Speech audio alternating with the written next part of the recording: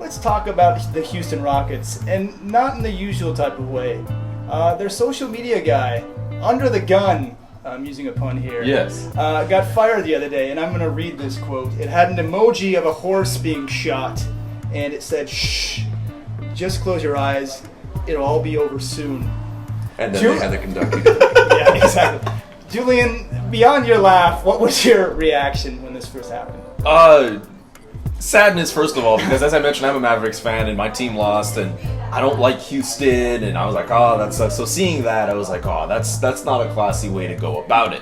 But at the same time, realizing how stupid he was, I laughed soon after because of how stupid it was. And on Deadspin, I was able to find the actual guy's Twitter, who was handling the social media account for the Houston Rockets, and on his Twitter bio, it says now something along the lines of, I won't be tweeting much about basketball from now on. So, just a really ridiculous story, I find. Just not really a classy way to end off that series. So, definitely I will not be rooting for the Houston Rockets in their playoff series. Definitely not. Interesting. Phil, I mean, social media, I really consider it the Wild West. There's really no rules. It's kind of being made up as we go. I mean, how do you react? I mean... One word, censorship. I didn't like it at all. I thought, you know what, part of being in this new Wild West of social media means that you should be able to say things like that. I mean, people are policing what the media that are close to these teams are saying way too much in my mind. And look, was it a bit far? Was it a bit distasteful for a bit? Yeah, but anyone who's joined Twitter ever knows a lot of stuff goes on there that's pretty distasteful, but it wasn't past that point to me. It could have been a little classier, sure, and I like the response, but I don't think he should have been fired. I thought it was a little over the top. I can agree with that. I think the firing is a little bit excessive, but definitely it was a stupid move.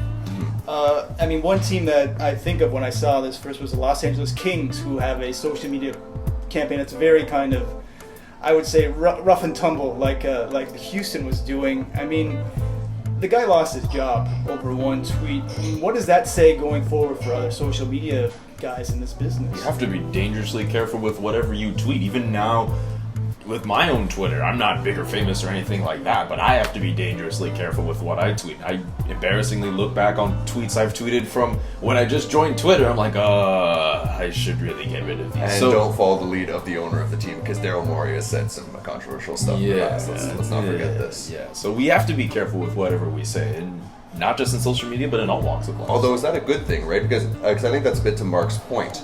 Like, should we feel that this censorship and having to play nice and all roses is the way, media should be? I mean, does media not have a certain responsibility to call it as it is? I mean, you choose your words and you try not to be disrespectful, but I don't know, there's something that really bothers me about the idea that you hire these social media guys. To me, it was just, he was trying to build the hype. He was. Yeah. Sure, he was going a little overboard, and yes, it was a horse, Mavericks, I get it. But to me, it was on the border. I thought it was clever. I laughed, and then I saw the response. I was like, "Oh, really? This is how they?"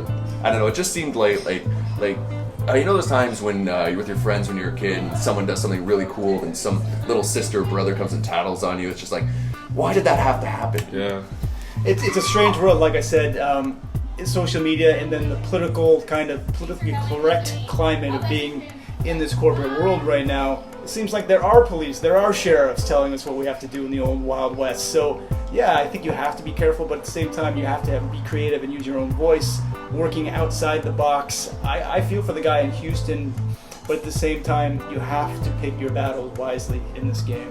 How would you guys feel if some regular guy did that tweet? Not just, the Houston Rockets. People do that all the time. People do that all the time. All the time. And it just so happens that someone retweets that tweet and you just see it going around. Like, I'm thinking about it now, I'd probably feel a little bit the same. I'd be like, No, but the thing is, if you think about it, like social media, a lot of times now how you get your job is you've covered, X team and you've got a big following and they bring you on. Well, you got to that following by saying things like that. Yeah. You didn't get to that following by saying, the Dallas Mavericks are a very nice team. I enjoyed playing them on the basketball court. Yeah, I think the issue here is he wasn't representing himself, he was representing a franchise. So he was in their shoes, basically.